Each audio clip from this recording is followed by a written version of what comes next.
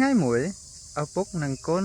ហើយនឹងមិត្តភ័ក្តិរបស់កូនគាត់បានឡើងទូកមួយហើយគេក៏បានទៅស្ទូចត្រីនៅឯសមុទ្រពេលដែលល្ងាចមកដល់ក៏មានខ្យល់ព្យុះធំមួយបានមកដែរហើយមានទឹករលកធំមួយបានបោកនឹងទូកធ្វើឲ្យក្មេងទាំងពីរនាក់បានធ្លាក់ក្នុងទឹក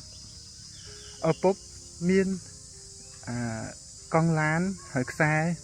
តែមួយទេហើយមានពេលវេលាដើម្បីសង្គ្រោះតែម្នាក់ក្មេងទាំងពីរនាក់មិនចេះហែលទឹកតើអ្នកគិតថាលោកឪពុកនេះ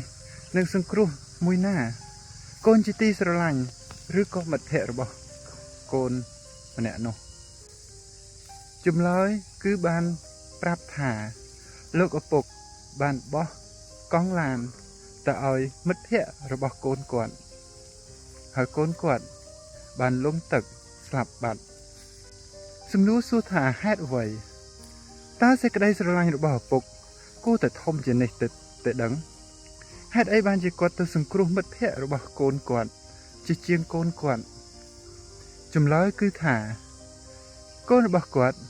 បានស្គាល់ព្រះហើយបានស្រឡាញ់ព្រះតែមិត្តភ័ក្តិរបស់គាត់មិនទាន់បានទទួលព្រះយេស៊ូវជាមិត្តភ័ក្តិជាព្រះអង្គសង្គ្រោះរបស់គាត់ដូច្នេះហើយបានជាលោកឪពុកសុខចិត្តជួយសង្គ្រោះអ្នកដែលមិនទាន់ស្គាល់ព្រះដើម្បីទុកឱកាសឲ្យគាត់បានស្គាល់ព្រះហើយកូនរបស់គាត់នឹងមានឱកាសនឹងជួបសារជាថ្មីពេលដែលព្រះយេស៊ូវយាងត្រឡប់មកវិញហើយនឹងប្រោះអ្នកដែលស្លាប់ក្នុងព្រះគ្រីស្ទឲ្យរស់ឡើងវិញទាំងអស់គ្នានេះហើយគ្រាន់តែជារឿងប៉ុន្តែមានន័យបង្កប់ពិតជាល្អមែន